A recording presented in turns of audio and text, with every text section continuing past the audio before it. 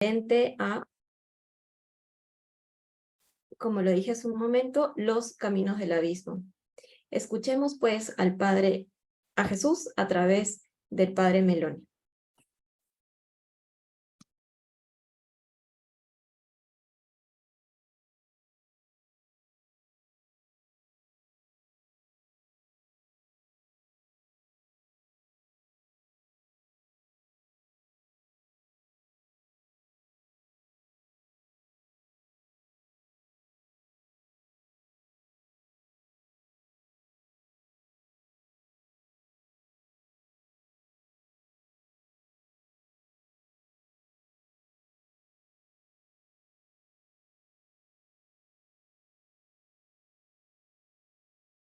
No se le escucha.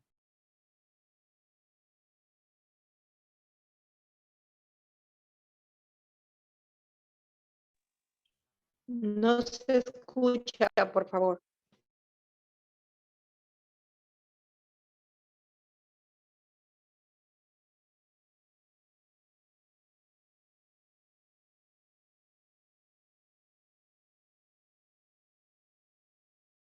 En el nombre del Padre, y del Hijo, y del Espíritu Santo. Amén. Señor Jesús, bendito y alabado seas. Te damos gracias porque nos permite reunirnos en tu presencia. Te pedimos que todas las cosas que pensemos, digamos y hagamos durante toda nuestra vida y en el día de hoy, todo parta de ti como su fuente y todo llega a ti como su fin.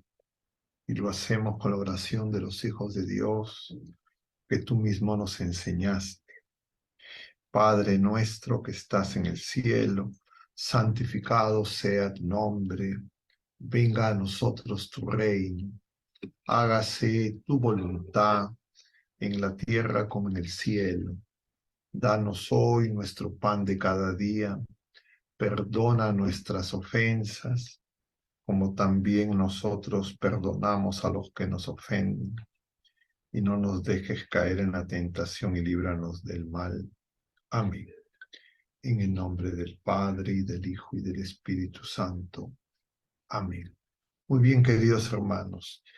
El día de hoy, el tema propuesto es los caminos al abismo. En términos generales, es un título que puede, diríamos, llevarnos en varias direcciones, pero quisiéramos centrarlo en el marco de lo que hemos venido tratando en las últimas semanas, jueves y miércoles, tanto en el programa Caminando con el Señor como en los jueves de Reflexiones Católicas. Y ayer veíamos nosotros los peligros de las falsas espiritualidades.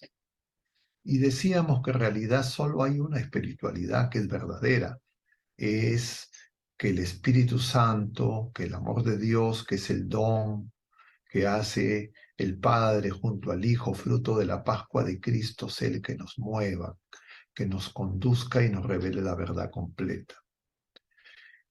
Pero esa acción del Espíritu Santo se ve, diríamos, obstaculizada como consecuencia del pecado del hombre, que lo hace vulnerable a los engaños y seducciones del mundo, de la carne y del enemigo malo.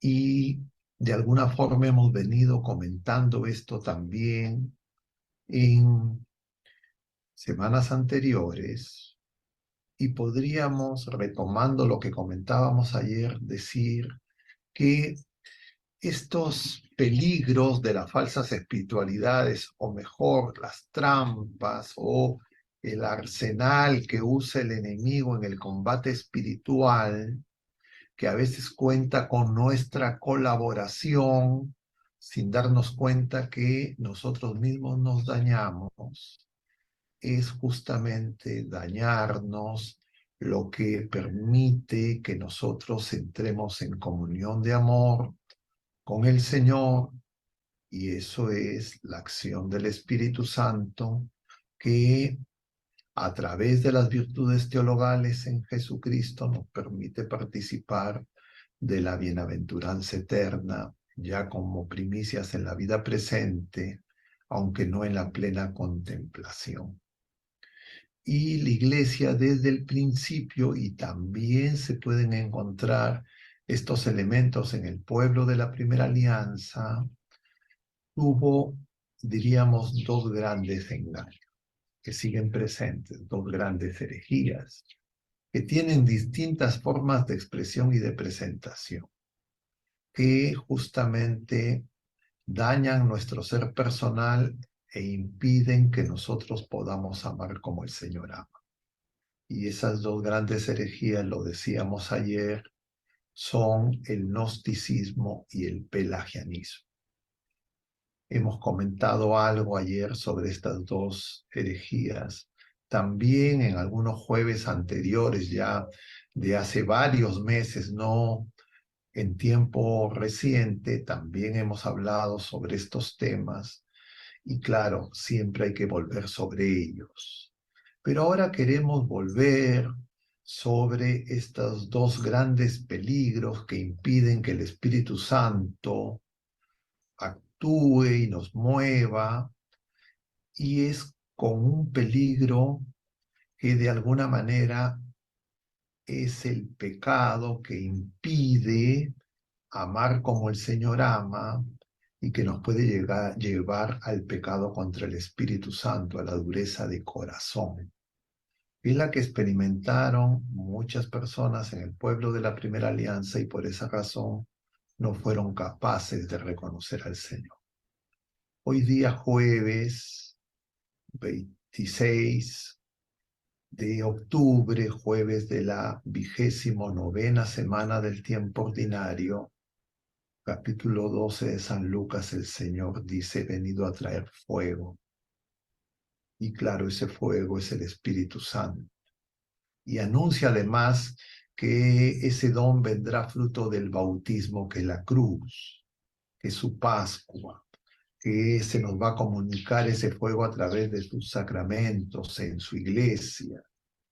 Pero nosotros en este tiempo vemos que incluso en la iglesia se produce esa confusión y eso nos lleva a esa expresión que también mencionábamos el día de ayer en relación al libro del Apocalipsis, cuando el Señor les dice que hemos perdido el amor primero. Y va a hablar de la tibieza, de los tibios. Y el Señor en el capítulo 18 de San Lucas además va a decir, encontraré fe cuanto vuelva. Entonces, con eso retomamos lo que hemos venido comentando, que el buen combate, el combate espiritual, es un combate para que esos, diríamos, armas del enemigo que apuntan a que nuestra fe, nuestra esperanza y nuestra caridad sean dañadas, nosotros tengamos plena conciencia y libremos ese buen combate, como nos dice San Pablo en la segunda carta a Timoteo. Yo hacía referencia ayer de que esto, ayer miércoles, en el programa de Radio María, que tenía como título, repito, el peligro de las falsas espiritualidades, y era un tema amplio, hacía referencia a lo que en el magisterio reciente de la Iglesia se nos ha recordado, específicamente a un documento de la Congregación para la Doctrina de la Fe del año 2018 que les voy a compartir. Claro, en el formato de ayer no hay cómo poder entrar a ver documentos, todo es tan rápido, pero nosotros felizmente tenemos este espacio donde podemos tener un poco más de tiempo. El documento es la carta Placuit Deo a los obispos de la Iglesia Católica sobre algunos aspectos de la salvación cristiana. Y no vamos a poderlo revisar en detalle. Quiero hacer referencia a este documento para que ustedes lo conozcan, lo puedan leer, y también para hacer referencia a este tema de estos dos peligros que son el gnosticismo y el pelagianismo, que son citados, mencionados en esta carta.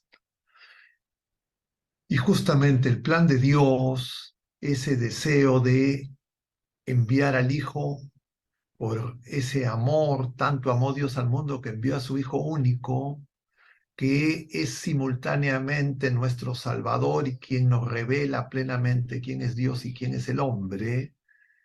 Todo eso, obra de la salvación, requiere nuestra colaboración, que, como hemos citado también en otras ocasiones, es casi nada, pero sin ese casi nada el Señor no puede hacer ese casi todo, y ese casi nada justamente es que, recibiendo el don de la fe, la esperanza y la caridad, en la fe nosotros podamos responder al Señor, podamos esperarlo con las lámparas encendidas y podamos amarnos como el Señor nos ama, es decir, cumplir el mandamiento nuevo. Dice este documento en el numeral segundo que hoy se percibe que no sin dificultad, dice, es decir, casi común, que la confesión cristiana que confiesa que Jesús es el único Salvador de todos los seres humanos y de la humanidad entera, está siendo afectada por un individualismo que lleva a una, entre comillas, un ser autónomo, autosuficiente, y también por una idea equivocada de la salvación en un intimismo, en una mirada meramente interior, la cual hace que se creen una serie de convicciones personales y sentimientos muy fuertes que no acogen a Jesucristo,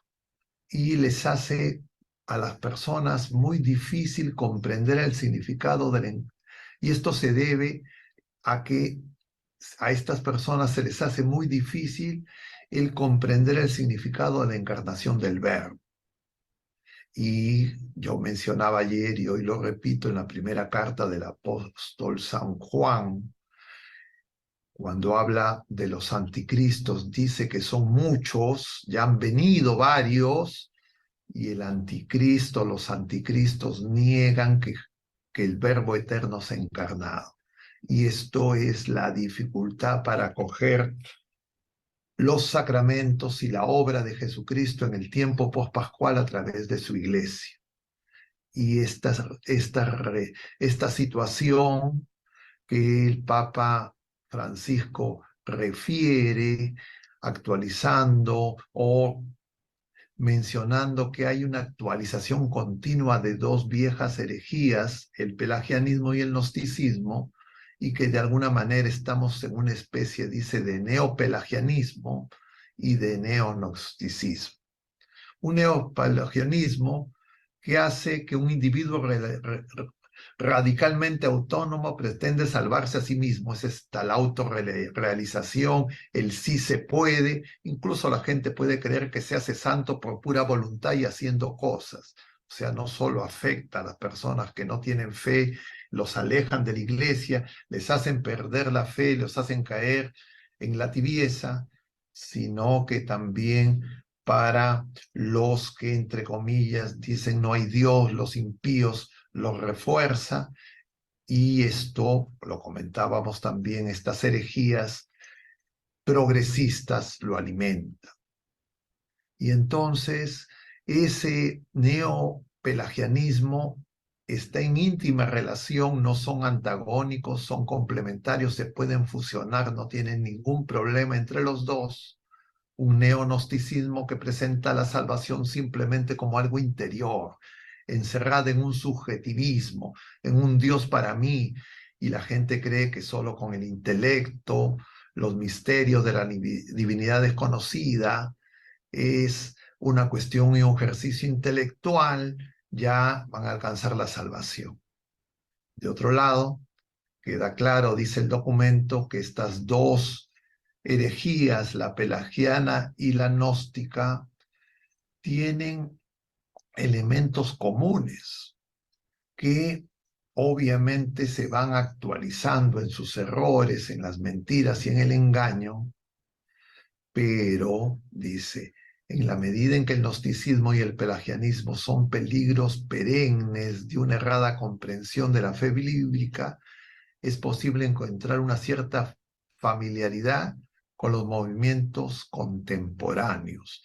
Toda la realidad actual de este modernismo que se expresa de distintas maneras y este posmodernismo encuentran en estas dos herejías un mecanismo de debilitar la fe de los pequeños, de los jóvenes y de las personas de toda edad, y muchas veces no nos damos cuenta. Continúa el documento diciendo que tanto el individualismo neopelagiano como el desprecio neonóstico del cuerpo, es decir, ambos niegan la humanidad bajo ese engañoso y falaz antropocentrismo, finalmente van a tener como objetivo de formar la confesión de la fe en Cristo, el único Salvador universal, y no hay otro. Y entonces se pregunta el documento, ¿cómo podría Cristo mediar en la alianza de toda la familia humana si el hombre fuera un individuo aislado que se autorrealiza con sus propias fuerzas, como lo pregona el neopelagianismo? ¿Y cómo podría llegar a la salvación a través de la encarnación de Jesús, su vida, muerte y resurrección en su verdadero cuerpo, si lo único que importa es librar la interioridad del hombre de las limitaciones del cuerpo y de la materia, según la nueva visión neonóstica que, como ustedes recuerdan, se caracterizaba por despreciar el cuerpo, despreciar la naturaleza humana? Y entonces ha generado, dice, un nuevo orden de relaciones con Dios Padre y entre los hombres, y nos ha introducido en este orden que viene por Jesucristo, por el Espíritu, por el amor de Dios, pero también sabemos cómo el amor de Dios es, de alguna forma, múltiples veces y de distintas maneras desviado, diríamos dañado, y en estos momentos se le llama amor a cualquier cosa.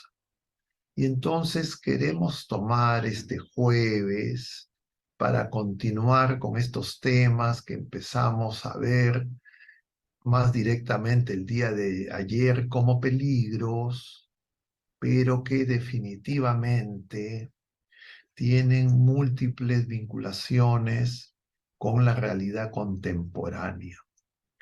Yo quisiera brevemente, antes de continuar, que hagamos un breve repaso de los temas que hemos venido tratando en los jueves anteriores. Para eso me voy a valer de los afiches preparados y para que vean cómo es que llegamos a la necesidad de encontrar en esto que nos dice el magisterio elementos que nos permitan examinarnos y en la oración volver al Señor, porque el Señor se ha quedado con nosotros en su cuerpo, en su sangre, en su alma y su divinidad. Diríamos en una palabra, en sus sacramentos y por antonomasia, en la Eucaristía y en su iglesia, que es signo sacramento universal de salvación.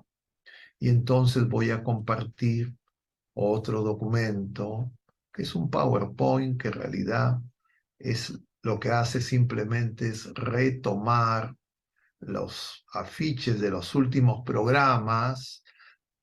Ahora el tema es, diríamos, los caminos que conducen al abismo, hoy 26 de octubre, pero tienen antecedentes ya desde el mes de agosto, cuando empezábamos a ver que, a ver, no sé, creo que no se logra, yo no sé si ustedes logran leer, plenamente, pero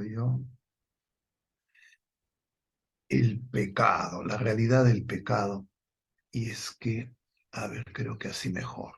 El pecado, solo Dios perdona los pecados, solo Dios nos puede dar la nueva vida, decíamos, 3 de agosto. El jueves siguiente veíamos la ceguera espiritual, es decir, cómo el pecado daña la fe, la esperanza y la caridad.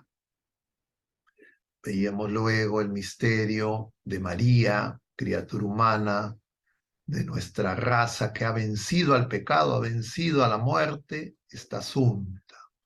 Y resaltábamos el tema de la humildad, necesaria para agradar a Dios, que es la virtud opuesta a la soberbia que se rebela contra Dios.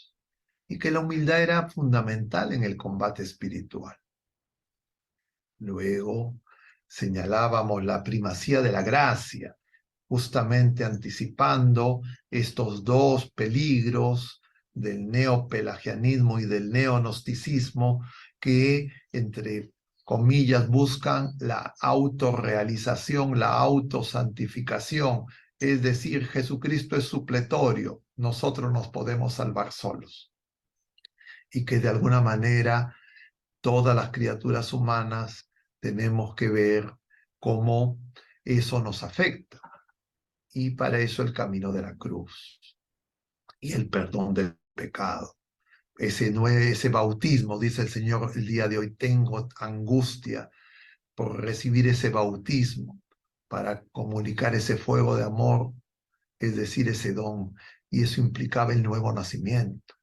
El nuevo nacimiento que era el bautismo que Jesucristo nos comunica, pero también ese renacer en esa vida del bautismo a través de la confesión sacramental, a través de los sacramentos, en un camino de conversión, pero que muchas veces se dificulta y que para que nos mantengamos firmes necesitamos permanecer en el amor, es decir, en el Espíritu Santo y la familia, la iglesia, familia de familias, cada familia, iglesia doméstica en la oración, tiene que ser el espacio de ayuda donde cuidemos la fe, la esperanza y la caridad y caminemos juntos con el Señor.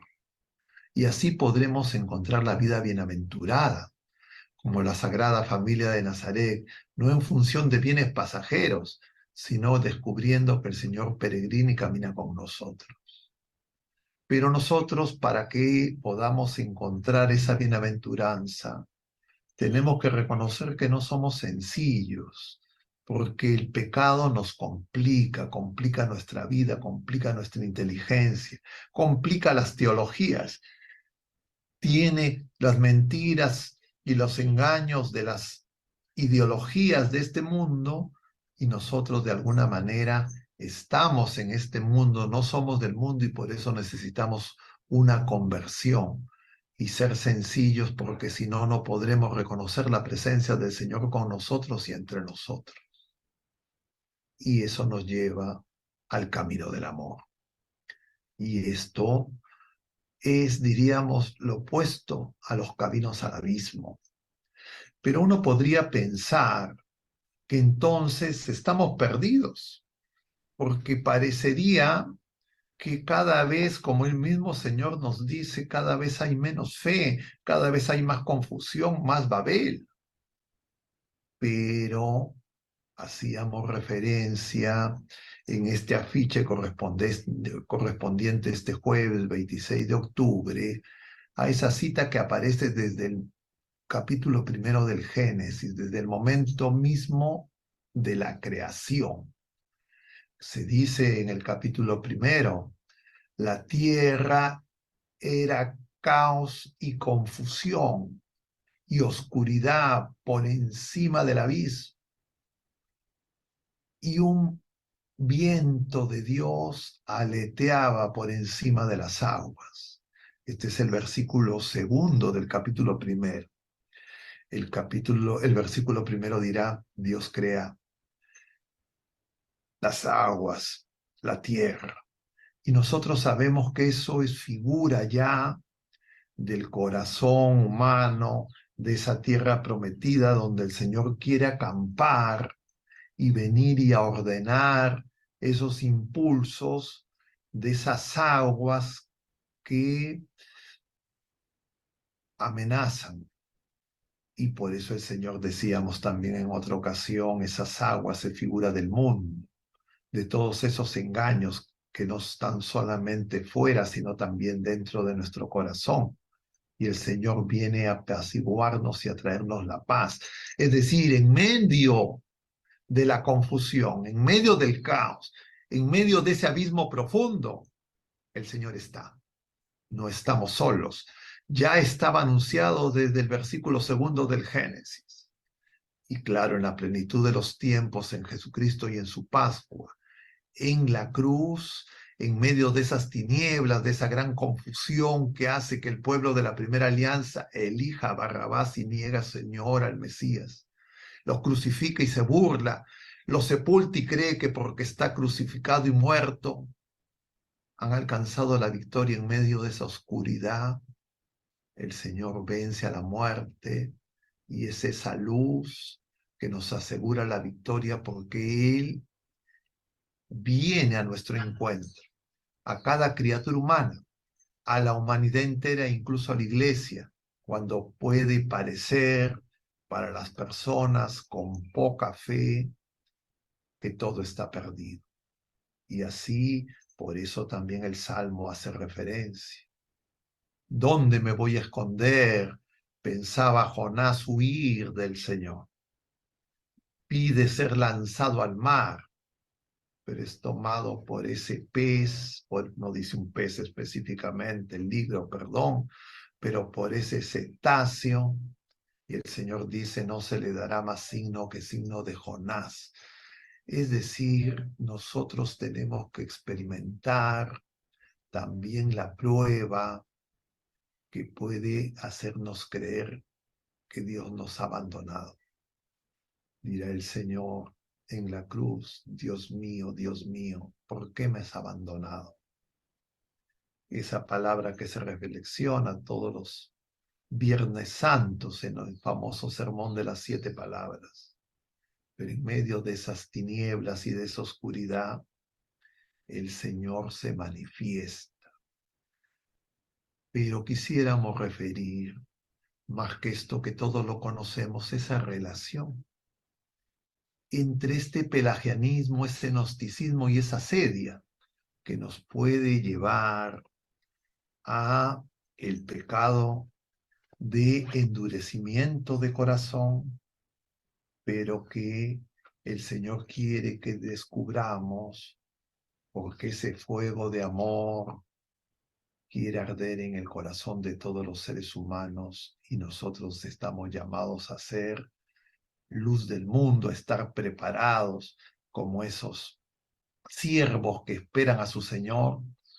Y el Señor nos revela, como veíamos en este mismo capítulo 12 de San Lucas, en esas 3 parábolas que hablan de la vigilancia, el Señor nos revela que Él mismo viene y Él nos va a servir.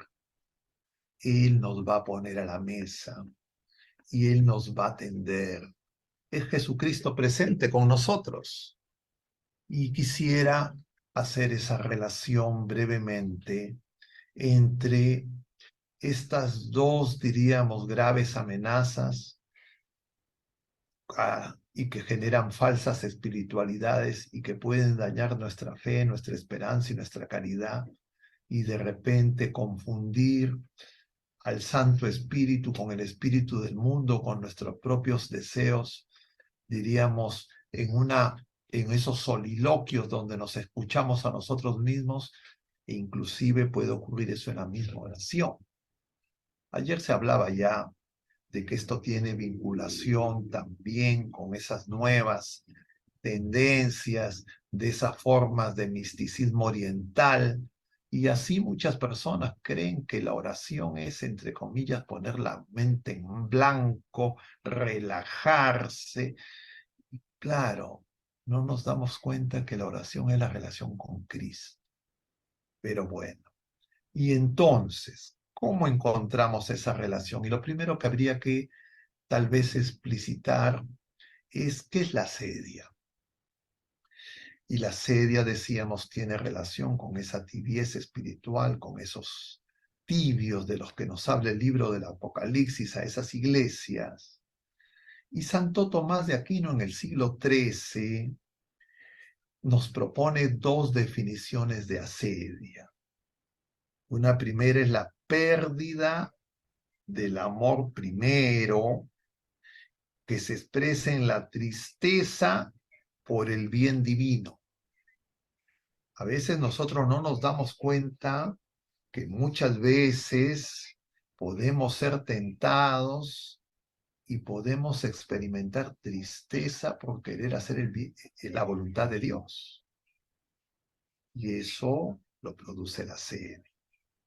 Y otra definición en relación a esto es justamente el desánimo que produce. Es decir, nosotros nos enfriamos en la oración, en los sacramentos, especialmente en la confesión sacramental, en la Eucaristía, y muchas veces podemos creer que estos sacramentos son cosas rutinarias, también en el sacramento del matrimonio y también en el sacramento del orden. Y entonces perdemos la mirada de lo sobrenatural, no reconocemos la presencia del Señor y nos sentimos solos y que solo son nuestras fuerzas, nuestras acciones, y que el Señor está demasiado lejos, se desentiende de nuestras necesidades y nuestros problemas. Y como consecuencia de esa tristeza por el bien divino y ese desánimo para la oración, para vivir con fe los sacramentos y para dar testimonio, ir contracorriente, lo que se produce es una pérdida de la alegría espiritual.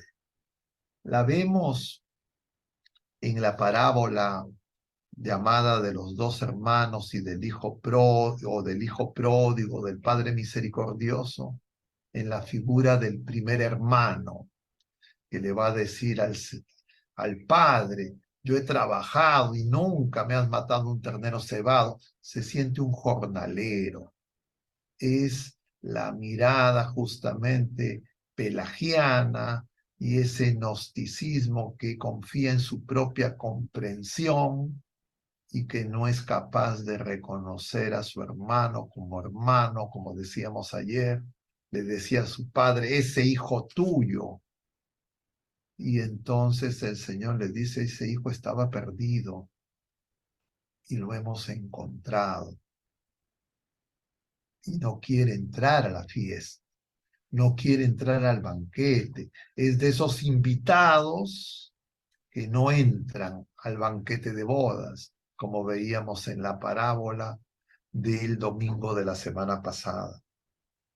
Y entonces nosotros tenemos que darnos cuenta que esa enfermedad espiritual se produce porque somos, diríamos, enceguecidos.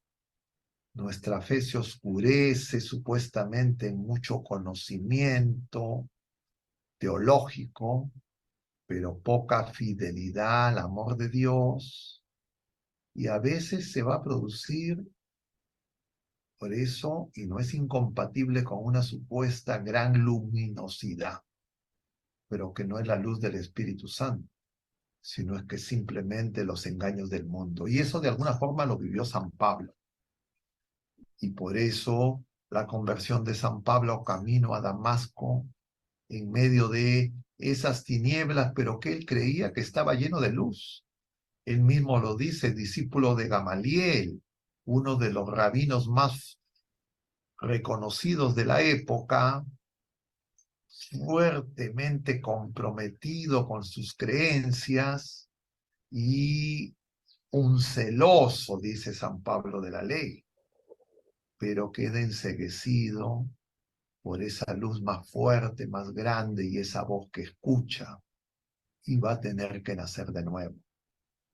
Y entonces se nos dice, ya ahí está referido en el capítulo 24 de San Mateo, en los paralelos del capítulo 21 en San Lucas y en el capítulo 13 de San Marcos, antes de la venida de la gran impostura del anticristo, se va a producir aparentemente mucho conocimiento. Y ahora nosotros vivimos efectivamente una época de gran conocimiento, gran circulación de datos, de información, pero no significa que hay más verdad. Y entonces, esta sedia llamada por los padres del desierto el demonio de mediodía, y a mediodía justamente hay una gran luz, y a eso hacían referencia estos hombres santos, al punto que ni siquiera hay sombra, solo hay sombra debajo de nuestros pies. Y tiene relación con esas palabras misteriosas que le dice el Señor a Natanael, que lo veíamos en semanas pasadas, cuando el Señor le dice, debajo de la higuera te vi. Los rabinos buscaban sombra, porque incluso con mucha luz a veces ni se puede ver, se ve menos. Mucho resplandor, pero por esa razón nosotros peregrinos en la fe necesitamos descubrir que solo hay una luz, que es la del Espíritu Santo, que nos revela la verdad completa, porque pueden, como el Señor también dirá, de los signos al final de los tiempos, que la gente va a correr de aquí para allá, porque unos dirán, está aquí, está allá, y el Señor dice, no vayan. Y para mantenernos firmes en la fe con las lámparas encendidas, necesitamos de la oración. Pero esta realidad no nos va a dañar si justamente ese amor primero no se apaga, si ese amor primero se mantiene encendido. Pero si nosotros confundimos nuestros conocimientos, entre comillas, teológicos, a las citas que hacemos de la Sagrada Escritura, con el amor, o si creemos que nuestras acciones, así sean buenas, pero no son conformes a la voluntad de Dios, y como dice San Pablo en la misma carta primera de Corintios, así dé toda mi limosna, todos mis bienes, así me deje quemar vivo si no tengo amor, si así hable la lengua de los ángeles, si no tengo amor. Y por eso nosotros tenemos que darnos cuenta que esa expresión del mandamiento nuevo, amar como el Señor nos ama, esa pregunta del escriba que veíamos que va a dar origen a esa parábola del buen samaritano que hemos visto en San Lucas. Nosotros tenemos que comprender que al final de nuestras vidas vamos a ser examinados en el amor. Y lo veíamos la semana pasada también, porque justamente en la encarnación el Señor ha manifestado el amor de Dios, el amor extremo, por excelencia, en esa cena memorable, capítulo 13 de San Juan, donde Él se levanta de la mesa y hace ese servicio de los esclavos a los apóstoles. Y Él va a manifestar ese amor extremo en la cruz, que se ha quedado con nosotros en los sacramentos. Pero los sacramentos son de Jesucristo, no son de la iglesia los tiene que administrar y tiene que ponernos al servicio de la salvación para que la gente reconozca a Jesucristo. Pero si la iglesia cree que simplemente se trata de un conjunto de funcionarios que se pueden apropiar de la viña, puede ocurrir que nosotros queramos hacer las cosas a nuestra manera y no como es la voluntad de Dios. Esta enfermedad espiritual se cura por el amor de Dios, el Espíritu Santo, que es justamente una pasión. Por eso nosotros decimos la pasión de Cristo manifestada en su Pascua, que nunca va a pasar. Y ese amor de Dios es fiel. El Señor no nos deja de amar. Nuestro pecado no hace que el amor de Dios disminuya.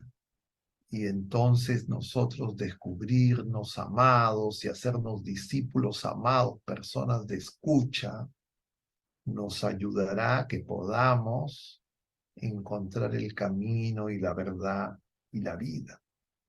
Y el Señor por eso nos dice, ya no los llamo siervos, los llamo amigos, porque los amigos saben lo que hace su Señor, conocen la voluntad de su Señor.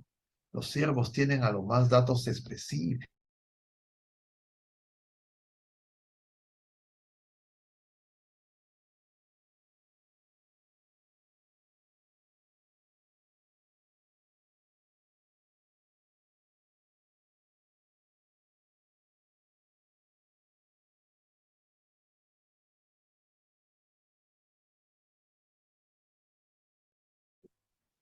Padre Augusto.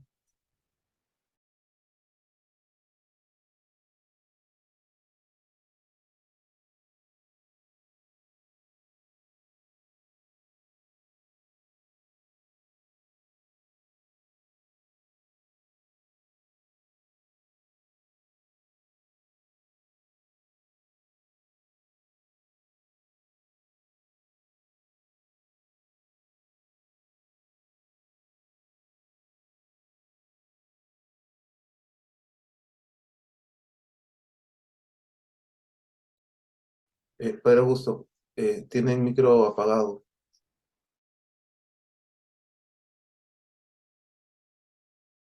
No está.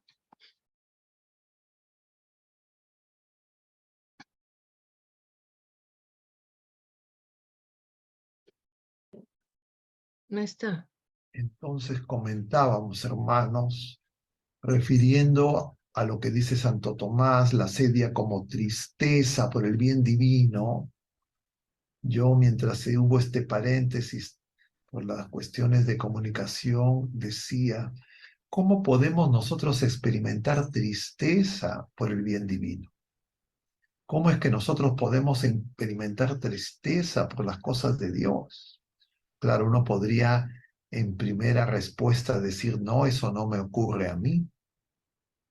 Pero sí nos puede ocurrir si nosotros no nos damos cuenta que los apegos, que los bienes pasajeros, que el buscar primero la añadidura y dejar para después el reino de Dios puede hacernos caer en ese engaño, que nos puede llevar a un activismo pelagiano o nos puede llevar a una fe gnóstica, porque efectivamente conocer produce cierta alegría y hacer cosas también produce cierta alegría.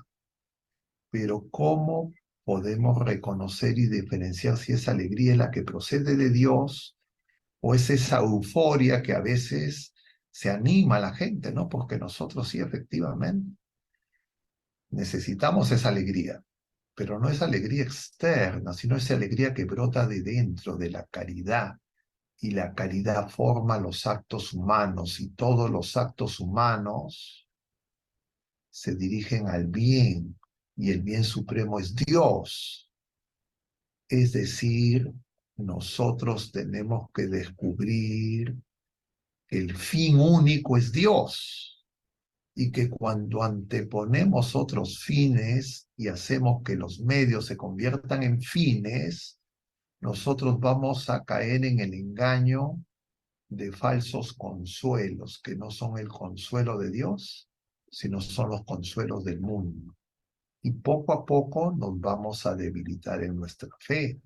Y por eso es que esto afectaba a los monjes en el desierto. Lo describe Santo Tomás de Aquino en la iglesia en el siglo XIII, y el magisterio reciente nos recuerda que ese problema no es del pasado, y en consecuencia es algo que necesitamos atender y tomar en consideración.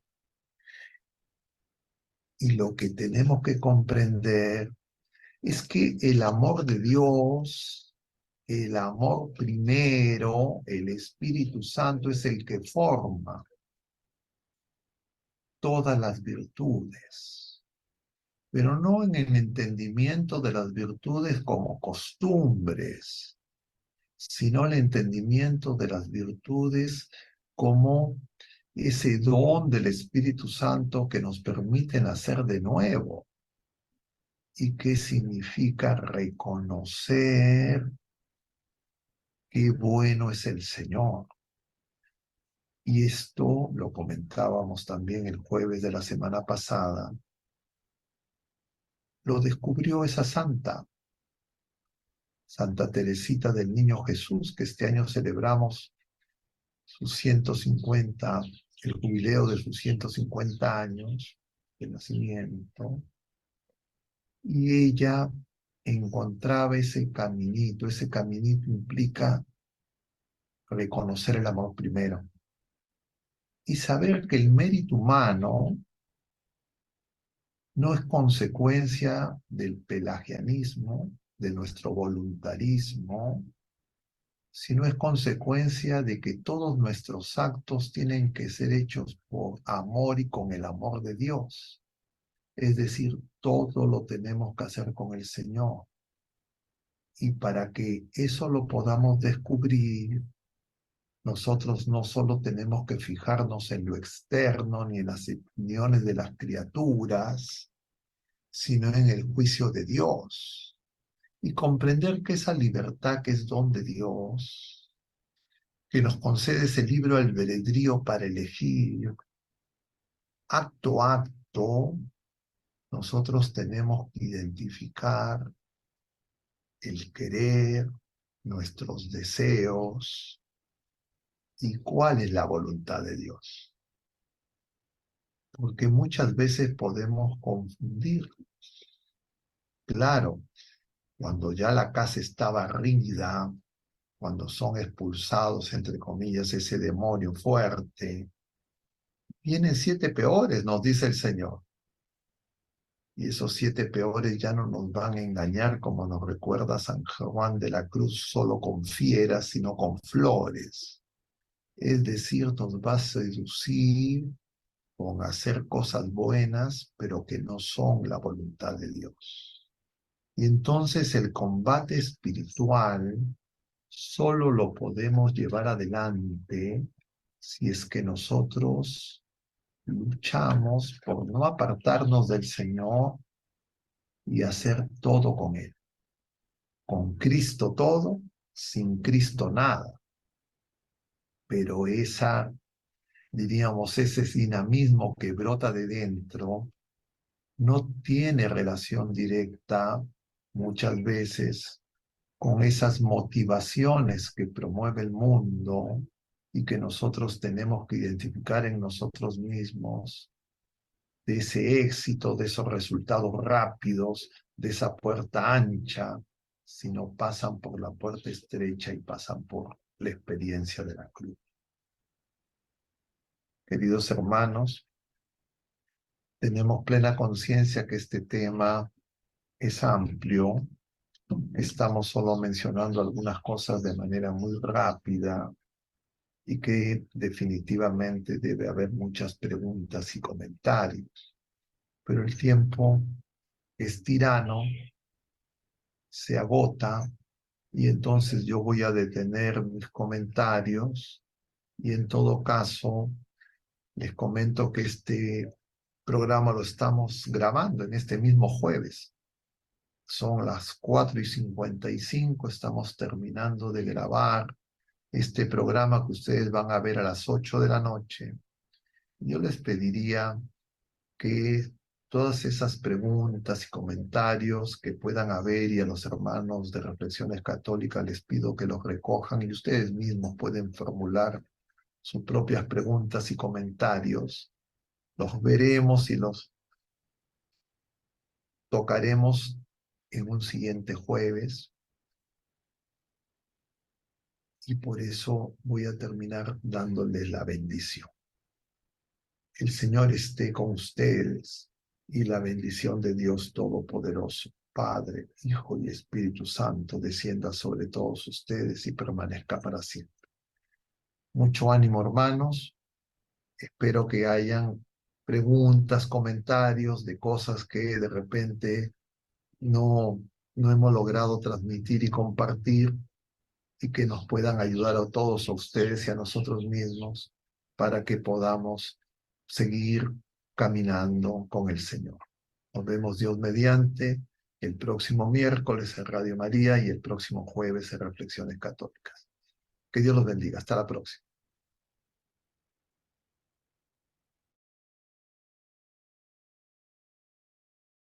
Bien, queridos hermanos, hemos escuchado al Padre Meloni. Agradecemos al Señor por estos minutos con él. Agradecemos al Padre Meloni por habernos impartido de grandes enseñanzas un jueves más de Reflexiones Católicas. Yo les pediría que pidamos al Espíritu Santo que nos ayude a entender todo lo dicho esta noche, que nos dé el don del entendimiento, de la sabiduría, de la fortaleza, para seguir las enseñanzas que hoy nos ha dado el Señor, ¿no? Una de ellas, como bien dijo el Padre Meloni, ser hombres nuevos, ¿no? Y caminar en el Señor, que nuestro corazón arda del amor del Señor, y que pues los bienes temporales no sean una prioridad en nuestra vida, tal como lo señala el Padre Augusto Meloni. Por favor, si tuvieran alguna duda, alguna pregunta, estamos aquí para poder registrarlas.